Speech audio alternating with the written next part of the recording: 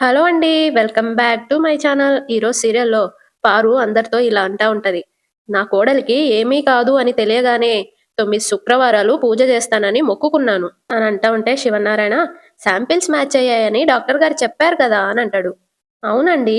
అందుకే ఎప్పటి నుండి మొదలు పెడదామా అని ఆలోచిస్తున్నాను అనగానే కార్తీక్ రెండోసారి శాంపిల్స్ మ్యాచ్ అవ్వాలని దేవుణ్ణి మొక్కుకున్నావా పారు అని అడుగుతాడు. అవునురా అని అంటది. మ్యాచ్ అవ్వవని నీకెలా తెలుసు అని అడుగుతాడు. మ్యాచ్ అవ్వవని చెప్పానా అనగానే కార్తీక్ మనం ఎందుకు మొక్కుకుంటాం, అది జరగదు, మన చేతుల్లో లేదు అనే కదా. సుమిత్రత్త కూతురు జోష్న అయినప్పుడు మ్యాచ్ అవ్వకుండా ఎలా ఉంటుంది అనగానే పారు ముందుసారి మ్యాచ్ అవ్వలేదు కదరా అని అంటది. వెంటనే కార్తీక్ దాంట్లో జోష్న మేడం గారి పొరపాటేం లేదు కదా అని అంటా ఉంటే పారు ఈసారి కూడా జోష్న పొరపాటు లేకుండానే మ్యాచ్ అవ్వకపోవచ్చు కదా అని అంటది. అప్పుడు కార్తీక్ అంటే శాంపిల్స్ మ్యాచ్ అవ్వవని నీకెక్కడో అనుమానంగా ఉంది, లేదంటే ఎందుకు మొక్కుకుంటావు అని అంటాడు. పారు ఉందా అంటే ఉంది కాబట్టే మొక్కాను, నీకెందుకు అనుమానం వచ్చింది అని కార్తీక్ అడుగుతాడు. వెంటనే పారు అడగడానికి నువ్వెవరు అని అంటది. శివనారాయణ పోనీ నేను అడుగుతున్నాను చెప్పు, నీకెందుకు అనుమానం వచ్చింది అనగానే పారు ఇంతకు ముందు కూడా మీరు ఇలాగే అడిగారు అని అంటా ఉంటే శివనారాయణ అసలు ముందు నువ్వెందుకు అనుకున్నావో చెప్పు అని అడుగుతాడు.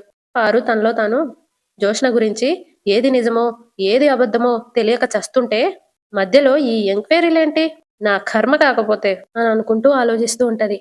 శివనారాయణ పారిజాతం అడిగేది నిన్నే అని అంటా ఉంటే సుమిత్ర మామయ్య గారు అత్తయ్య గారిని ఏమీ అనకండి, ఇన్నాళ్ళు మీతో ఉండలేనేమో అనే భయంతో ఇన్ని రోజులు అందరినీ బాధ పెట్టాను. ఇప్పుడు నా కూతురు నాతో ఉందన్న ధైర్యం వచ్చింది, బ్రతుకు మీద ఒక ఆశ కలిగింది. ఇక నాకేం కాదు, నేను కొలిచే అమ్మవారే నా కూతురు రూపంలో వచ్చి నా ప్రాణాలు కాపాడుతుంది.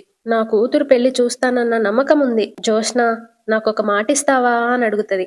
జోష్న ఏంటి మమ్మీ అనగానే రోజు ఉదయం నువ్వే నన్ను నిద్ర లేపుతావా అని అంటా ఉంటే దశరథ కొత్తగా తను నిద్ర లేపడం ఏంటి అని అడుగుతాడు.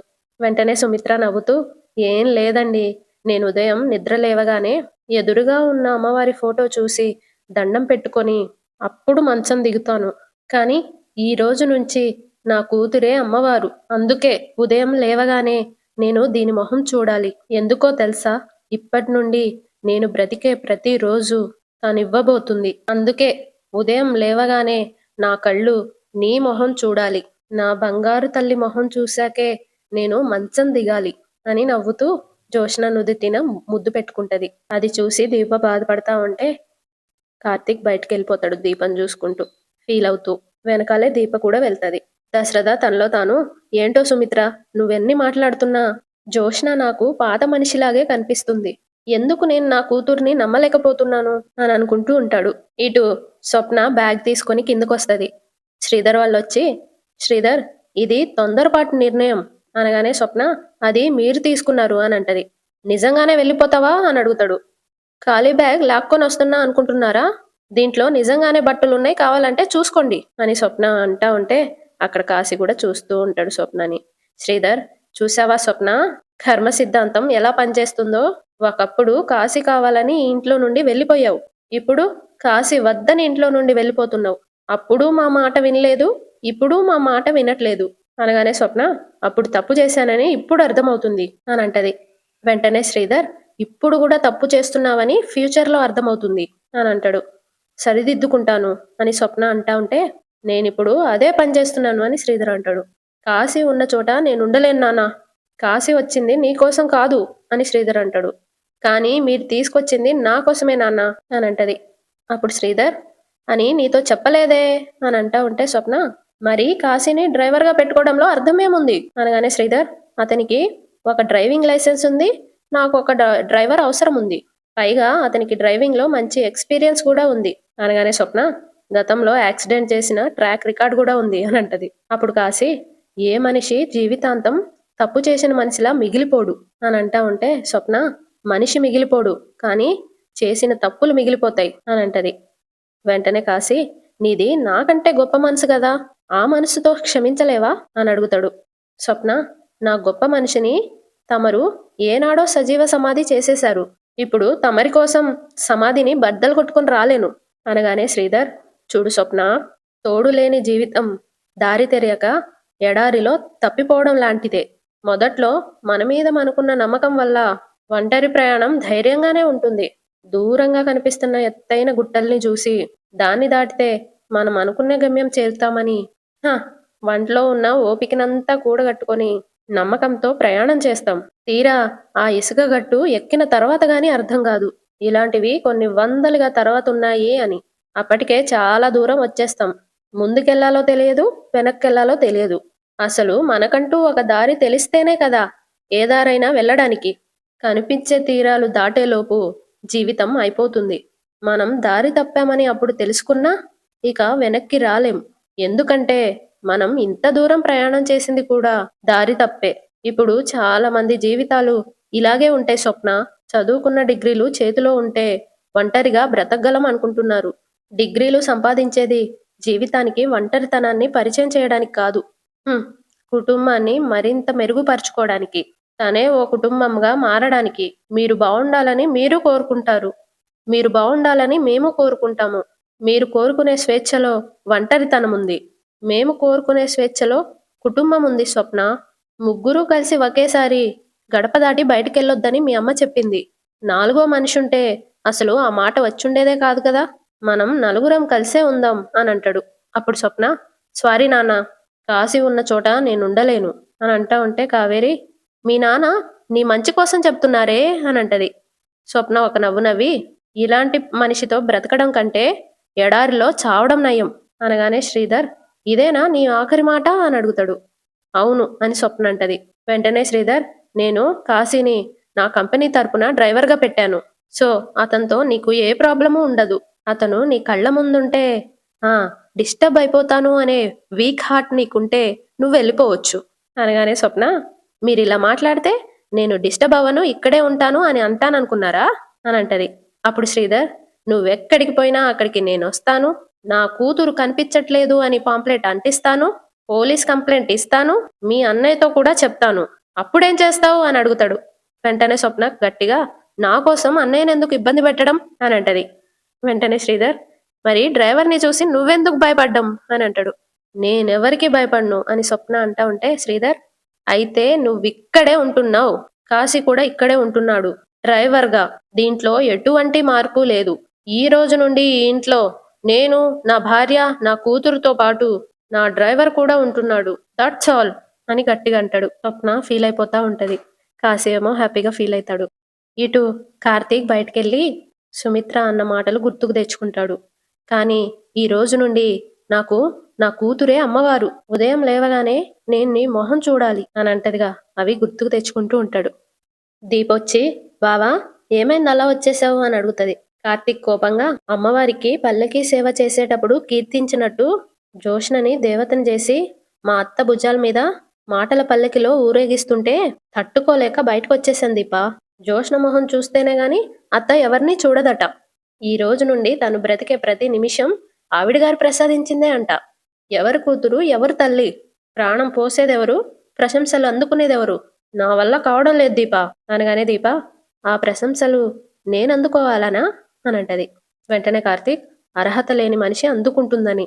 చట్ట ప్రకారం మాట్లాడుకోవాలి అంటే చేసిన తప్పులకి జోష్నను అరెస్ట్ చేసి జైల్లో కూర్చోబెట్టాలి. న్యాయం ప్రకారం మాట్లాడాలి అంటే శివనారాయణ గారి మనవరాలి హోదాలో ఉండే అర్హత నీకు లేదు అని జోష్నని మెడబట్టుకుని బయటికి గెంటేసి ఆ స్థానంలో నిన్నుంచాలి. మొదటిది, దేవుడు నన్ను చేయనివ్వలేదు. రెండవది, నువ్వు నన్ను చేయనివ్వవు అని అంటా ఉంటే దీప, ఇంత ఆవేశం అవసరమా అని అంటది. కార్తీక్, నా జీవితంలో నేనెప్పుడూ బాధపడలేదు దీపా. అలాగే ఎవరి కోసమూ ఏమీ చేయాలనుకోలేదు. నిన్ను కలిసేంత వరకు. యాక్సిడెంట్లో కుబేర్ గారు చనిపోయినప్పుడు నువ్వు నాన్న అని ఆయన్ని పట్టుకొని ఏడుస్తుంటే మొదటిసారి నాకు సంబంధం లేని మనిషి కోసం ఏదైనా చేయాలనిపించింది. దీపేమో వాళ్ళ నాన్న చనిపోయినప్పుడు నాన్న అని ఏడుస్తుందిగా, అది గుర్తుకు తెచ్చుకుంటది. కార్తీక్ ఏమో, నువ్వే నా మరదల్వి అని తెలిసాక నిన్ను మా అత్త ముందు నిలబెట్టి అత్త, దీపే నీ కూతురు అని చెప్పాలనిపించింది. నేను నీ విషయంలో అనుకున్న ప్రతిదీ చేయలేకపోవడానికి కారణం ఎవరో తెలుసా? జోష్న. పారు భయాన్ని నటిస్తే జోష్న ప్రేమను నటిస్తుంది. అత్త తినిపించే స్వీట్ కూడా జోష్నకి చేదుగానే ఉంటుంది. ఎందుకో తెలుసా? తనకి అలా తినిపించుకునే అర్హత లేదని తనకి తెలుసు కాబట్టి. అలాంటి మనిషికి నీకు దక్కాల్సిన గౌరవ మర్యాదలు, నువ్వు పొందాల్సిన ప్రేమానురాగాలు నీ ముందే తనకి సొంతం అవుతుంటే నాకు ఎంత బాధగా ఉంటుందో ఒక్కసారి ఆలోచించు అనగానే, దీప, నేను చేసేదానికి నాకు ఏ కీర్తి కిరీటాలు అవసరం లేదు బావా. నా తల్లి క్షేమంగా ఉంటే చాలు. నవ్వుతూ ఉంటే చాలు. ఆ నవ్వే నాకు బహుమతి. ఆ నవ్వే నాకు ప్రశంస. ఆ నవ్వే నేను కోరుకునే గౌరవ మర్యాదలు అని అంటా ఉంటే కార్తీక్, నువ్వు కోరుకోకపోవచ్చు. నీకోసం నేను కోరుకోవచ్చు కదా. నీకోసం నువ్వు కోరుకోకపోవడం త్యాగం. నీకోసం నేను కోరుకోవడం స్వార్థం. అమ్మ ప్రాణం కోసం అమ్మతనాన్నే ఫణంగా పెట్టిన కూతుర్ని ఏమనాలి దీపా? ఏ పూలతో పూజించాలి? ఏ రాళ్లతో గుడి కట్టాలి? దొరుకుతుందా నీలాంటి కూతురు? మళ్ళీ పుడుతుందా నీలాంటి కూతురు? అంత గొప్ప కూతురు త్యాగం చేస్తూ పని మనిషిలాగా దూరంగా నిలబడేది. త్యాగంతో ఏ సంబంధం లేని జోష్న కన్న కూతురి స్థానంలో నీరాజనాలు అందుకుంటుంది. మనం జోష్నని ఏ స్థాయికి తీసుకెళ్తున్నామంటే, రేపెప్పుడైనా నీ అసలు కూతురు జోష్న కాదు దీప అని చెప్పినా కూడా వాళ్ళెవ్వరూ నమ్మనంత స్థాయికి తీసుకెళ్తున్నాం అనగానే, దీప, ముందు ఆపరేషన్ జరగనివ్వు బావా అని అంటది. జరుగుతుందిలే దీపా, నీకు మరో విషయం చెప్పడం మర్చిపోయాను. ఏంటి బావా అది అని అడుగుతది. డాక్టర్ గారు వచ్చినప్పుడు పారు గన్ తీసుకొచ్చింది దీప. ఎందుకు అని దీప అడుగుతది. చంపడానికి అని అంటాడు. ఎవరిని అని అడుగుతది. అది వాళ్ళకే తెలియాలి అని అంటాడు. నీకెలా తెలుసు అని దీప అడుగుతా ఉంటే, కార్తీక్, పారు గన్ కింద పడేస్తే జోష్న తీయడం నేను చూశాను అని అంటాడు. అప్పుడు దీప, అయితే మనం చాలా జాగ్రత్తగా ఉండాలి బావా అనగానే, కార్తీక్, నీకేం కాదు దీపా అని అంటాడు.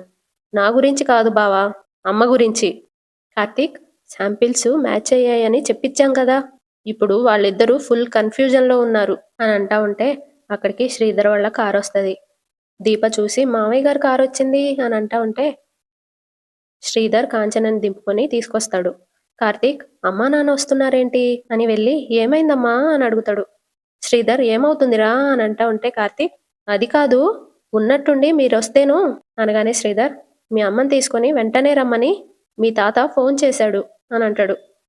కాంచనేమో, కార్తీక్, అన్నయ్య ఎక్కడున్నాడ్రా అని అడుగుతా ఉంటే కార్తీక్, అందరూ హాల్లోనే ఉన్నారు, వెళ్దాం పదండి అని అంటాడు. నలుగురు కలిసి వెళ్తారు. శివనారాయణ, దశరథ, సుమిత్రకి ఆపరేషన్ అయిపోయిన తర్వాత మనమంతా కలిసి టూర్కి వెళ్దాం అని అంటా ఉంటే శ్రీధర్ వస్తూ వస్తూ, మీరేనా వెళ్ళేది మావయ్య గారు, మమ్మల్ని తీసుకెళ్లరా అని అడుగుతాడు. వెంటనే శివనారాయణ నవ్వుతూ, నువ్వు లేకపోతే సందడేముంటుంది శ్రీధర్, కూర్చో అని అంటాడు. కాంచన సుమిత్ర దగ్గరికి వెళ్ళి చేయి పట్టుకుని, ఎలా ఉన్నావు వదినా అని అడుగుతుంది. శివనారాయణ, అది నేను చెప్తానమ్మా అని అంటా ఉంటే కాంచన, ఫోన్ చేసి అర్జెంటుగా ఎందుకు పిలిచావో చెప్పు నాన్న అని అంటది. అప్పుడు శివనారాయణ, భయపడాల్సింది ఏమీ లేదు అని నవ్వుకుంటూ, సుమిత్ర, మీ వదినికి స్వీట్ పెట్టమ్మా అనగానే సుమిత్ర నవ్వుతూ, తిను వదినా అని లడ్డు పెట్టబోతుంది. కాంచనేమో శివనారాయణ ఫేస్ని చూస్తుంది. అప్పుడు వాళ్ళ నాన్న, శుభవార్త చెప్పడానికే పిలిచాను అనగానే శ్రీధర్, ఏంటి మావయ్య ఆ శుభవార్త అని అడుగుతాడు. జోష్న బ్లడ్ శాంపిల్స్ మ్యాచ్ అయ్యాయిరా, డాక్టర్ గారే స్వయంగా వచ్చి చెప్పారు, ప్రస్తుతం మెడిసిన్స్ వాడమన్నారు, త్వరలోనే సుమిత్రకి ఆపరేషన్ చేస్తారు అనగానే అందరూ హ్యాపీగా ఫీల్ అవుతారు. కాంచన నవ్వుతూ, అయితే స్వీట్ నాకు కాదు నాన్న, వదినకు తినిపించాలి, తినోదినా అని తినిపిస్తుంది. మా అమ్మ పరిస్థితి నీకు రాకూడదని 1000 దేవుళ్ళకి మొక్కుకున్నాను అనగానే దశరథ, కాంచనా అని అంటాడు. అవునన్నయ్య, నాకు వదినంటే అన్నయ్య భార్య కాదు, నా పుట్టింటికి జన్మనిచ్చిన మరో అమ్మ. వదిన లేకపోతే అసలు ఈ ఇంటికి వెలిగే లేదన్నయ్య. నేనొచ్చిన ప్రతిసారి ఈ ఇల్లు చీకటిగా ఉండేది, కానీ ఈరోజు మీ అందరి నవ్వులతో ఎలిగిపోతుంది అని కన్నీళ్లు పెట్టుకొని అంటా ఉంటే దశరథ, శివనారాయణ కన్నీళ్లు పెట్టుకుంటారు. Sridhar, so my dear family members, కన్నీళ్ళకి సెండ్ ఆఫ్ ఇవ్వండి అనగానే సుమిత్ర, కాంచన కన్నీళ్లు తుడుచుకుంటారు. శ్రీధర్ ఏమో, అది ఒక అతిథిలా వచ్చి మన జీవితంలోనే తిష్ట వేసుకొని కూర్చుంది, ఇక దాన్ని సాగనంపండి అనగానే అందరు హ్యాపీ ఫీల్ అవుతారు. ఏం మేనకొడలా, నువ్వేమంటావు అనగానే జోష్న, అంతే మావయ్య అని అంటది. శ్రీధర్, అంతే మావయ్య అని హుషారుగా అంటావు అనుకుంటే ఏదో భయంతో ఉన్న మనిషిలా అంటావేంటి, అలా ఏం లేదు మావయ్య అని అంటది. లేకపోవడం ఏంటి, మొహంలో స్పష్టంగా కనిపిస్తుంటేను. ఏం అత్తయ్య గారు, మీరేమంటారు అనగానే పారు, నాకైతే ఒక క్లారిటీ వచ్చింది, కానీ అది ఇంకా కన్ఫ్యూజన్ లోనే ఉందల్లుడు. వెంటనే శ్రీధర్, కన్ఫ్యూజనా, దేనికి అని అడుగుతాడు. పారు తడబడుతూ అంటే అది డాక్టర్ గారు శాంపిల్స్ మ్యాచ్ అవ్వలేదన్నారుగా. అది పోయినసారి గదా అని శ్రీధర్ అంటాడు. ఆ! అదే అల్లుడు దాని గురించే ఆలోచిస్తుంది. శ్రీధర్ ఇప్పుడు మ్యాచ్ అయ్యాయి గదా! అనగానే ఆ! అయ్యాయి అని పారు అంటది. అవ్వని దాని గురించి ఆలోచిస్తుంది అంటే ఓకే. మరి ఈసారి ఎందుకయ్యాయి అనా? అనగానే పారు తడబడుతూ అబ్బే! నేనేనా అలా అనలేదు. జోష్న కోపంగా జూస్తది పారుని. చూస్తే చూసావులేవే అన్నట్టు ఎక్స్‌ప్రెషన్ బెడతది పారు. దశరథేమో తనలో తాను జోష్న మొహంలో భయం దేనికి? పిన్నిని చూసి సైగ చేస్తుందేంటి? అని అనుకుంటూ ఉంటాడు. శ్రీధర్ చూడండి అత్తయ్య గారు, నేనడిగింది జోష్నని. మధ్యలో మీరు దూరి సమాధానం చెప్పారు. సమాధానం చెప్పారు అంటే జోష్న మీతో చెప్పినట్టే గదా! అనగానే శివనారాయణ ఏం పారిజాతం జోష్న నీతో ఏమైనా చెప్పిందా? అని అడుగుతాడు. జోష్న ఏమో నేను గ్రాణితో ఏం చెప్తాను తాత అని అంటా ఉంటే శ్రీధర్ మరి నువ్వెందుకు హ్యాపీగా లేవు అని అడుగుతాడు. జోష్న అలా ఉండిపోతది. పారు అది హ్యాపీగానే ఉందల్లుడు అని అంటది నవ్వుతూ. శ్రీధర్ నేను అడిగేది జోష్నాని. నువ్వు చెప్పు జోష్న నువ్వు హ్యాపీగా లేవు. దానికో కారణం ఉందని నా నమ్మకం. అది నిజమా అబద్ధమా అనగానే జోష్న నిజమే మావయ్య నేను హ్యాపీగా లేను అని అంటది. అందరు షాక్ అవుతారు. శివనారాయణ ఎందుకు హ్యాపీగా లేవు అని అడుగుతా ఉంటే జోష్న ఒకసారి మమ్మీ కూరగాయలు కట్ చేస్తూ ఉంటే చెయ్యి తెగింది. ఆ రోజు బ్లడ్ చూసి ఎంత బాధపడ్డానో మమ్మీ బాధ చూసి అంతే బాధపడ్డాను అని అంటా ఉంటే శ్రీధర్ నువ్వు చెప్పిన దానికి దీనికి సంబంధం ఏంటి అని అడుగుతాడు. అప్పుడు జోష్న చిన్న వేలు తెగితేనే మమ్మీ అంత బాధపడింది. ఆపరేషన్ అంటే స్కిన్ కట్ చేస్తారు కదా అవన్నీ తలుచుకుంటే నాకు బాధగా అనిపించదా అని కన్నీళ్లు పెట్టుకుంటూ అంటది. కార్తిక్కి కోపం వచ్చి గట్టిగా చప్పట్లు కొడతాడు. శ్రీధర్ నువ్వెందుకురా చప్పట్లు కొడుతున్నావు అనగానే కార్తిక్ కావాలని కళ్ళు తుడుచుకుంటూ పెద్ద మేడం గారికి చిన్న మేడం గారి మీద ఉన్న ప్రేమను చూస్తే అమ్మ మీద నా ప్రేమ అనే టైటిల్ పెట్టి ఒక 600-700 పేజీల పుస్తకం రాయాలనిపిస్తుంది అని అంటాడు. జోష్న వెటకారంగా నా ప్రేమ నిన్నంత మోటివేట్ చేసిందా బావా అని అడుగుతుంది. వెంటనే కార్తీక్ అబో చాలా మోటివేట్ చేసింది. నవరసాల గురించి మీరు వినే ఉంటారు. దాంట్లో కరుణ రసం కూడా ఉంది. చిన్న మేడం గారి మీద మీకున్న ప్రేమలో కరుణ రసం మామూలుగా లేదు. ఆగస్ట్ నెలలో వచ్చిన వరదలకి గోదావరి నిండిపోతే ధవళేశ్వరం బ్యారేజ్ గేట్లు ఒకేసారి ఎత్తేసినట్టు పరవళ్ళు తొక్కుతుంది అని వెటకారంగా అంటా ఉంటే పారు కరెక్ట్ గానే పోల్చావురా అని అంటది. వెంటనే కార్తీక్ ఆ మాత్రం పోల్చకపోతే బలం సరిపోదు పారు అని అంటాడు. పారు వెటకారంగా ఒక ధవళేశ్వరం బ్యారేజ్ ఏంటి నిన్ను వదిలేస్తే గోదావరి మీద కట్టిన ఆనకట్టలన్నీ వరస పట్టి సరసంలో కలిపేస్తావు అని అంటా ఉంటే కార్తీక్ పాయింట్కి వద్దాం పారు అని అంటాడు. ఏ పాయింట్ రా అని అడుగుతా ఉంటే కార్తీక్ పెద్ద మేడం అదే మన జోష్న మేడం గారు ఎందుకు కన్ఫ్యూజన్ లో ఉన్నారో తమరు కనిపెట్టారు. మరి తమరు ఏ విషయంలో క్లారిటీగా ఉన్నారో పెద్ద సార్తో చెప్తారా అనగానే పారు తనలో తాను అమ్మని పెట్టాడ్రా మెలక అని అనుకుంటది. జోష్న ఏమో తనలో తాను కోపంగా ఈ గ్రాణికి నోరు కుదురుగా ఉండదు అని అనుకుంటది. శివనారాయణ చెప్పు పారిజాతం నీకు ఏ విషయంలో క్లారిటీ ఉంది అని అడుగుతాడు. పారు తనలో తాను జోష్న నీ అసలైన మనవరాలని ఈ విషయంలో ఫుల్ క్లారిటీ ఉంది అని అనుకుంటది. దీపేమో మెల్లిగా కార్తీక్తో వదిలేయి బావా అని అంటా ఉంటే కార్తీక్ వీళ్ళని వదిలిపెట్టకూడదు మరదలా అవకాశం దొరికినప్పుడు ఒక ఆట ఆడుకోవాలి అని అంటా ఉంటాడు మెల్లిగా. శివనారాయణ పారిజాతం చెప్పు అని గట్టిగా అంటా ఉంటే దశరథ జోష్న ఎవరికీ తెలియని విషయం పిన్నితో చెప్పినట్టుంది నాన్న అని అంటాడు. శ్రీధర్ అత్తయ్య గారు చెప్తారా లేదా అనగానే పారు తడబడుతూ అంటే అల్లుడు అది అనుబోతుంటే శ్రీధర్ ఆగంది అత్తయ్య గారు దేనికి అని పారు అంటది. చిన్న బ్రేక్ అత్తయ్య గారు అనగానే దీనికి కూడానా అని పారు అంటా ఉంటే శ్రీధర్ ఎస్ అమ్మ దీప అందరికీ జ్యూసులు తీసుకురా ఎనర్జీ తెచ్చుకొని అత్తగారి దగ్గర నుండి మళ్ళీ మొదలు పెడదాం అనగానే దీప వెళ్ళిపోతుంది. పారు ఏమో తనలో తాను ఇదేంటి నేను ఇలా ఇరుక్కుపోయాను బ్రేక్ తర్వాత నా పరిస్థితి ఏంటో అని అనుకుంటూ ఉంటది. దీప జ్యూస్లు తీసుకొచ్చి అందరికి ఇస్తా ఉంటది. శ్రీధర్ థ్యాంక్స్ అమ్మా అని తీసుకుంటాడు. అందరు తీసుకుంటారు. దీప కార్తిక్ ఇస్తే తీసుకోడు. చేపట్టుకొని తీసుకో అని ఇస్తుంది. తాగు బావా అని అంటది. కార్తీక్ తాగుతూ పారుని చూసి మాస్టారు నువ్వు ఇందాక ఎక్కడో ఆపినట్టున్నావు అనగానే పారు తాగుతూ తాగుతూ ఆపేస్తుంది కంగారు పడుతూ. అంతటితో ఎపిసోడ్ అయిపోతుంది. సబ్స్క్రైబ్ చేసుకోండి, లైక్ చేయండి. నేను 'పొదరిల్లు' అనే సీరియల్ కూడా పెడదాం అనుకుంటున్నానండి. మీకు ఓకే అయితే ఒక లైక్ చేయండి. మీరు లైకులు చేస్తే పెడతాను. లేకపోతే మీకిష్టం లేదని ఆపేస్తాను.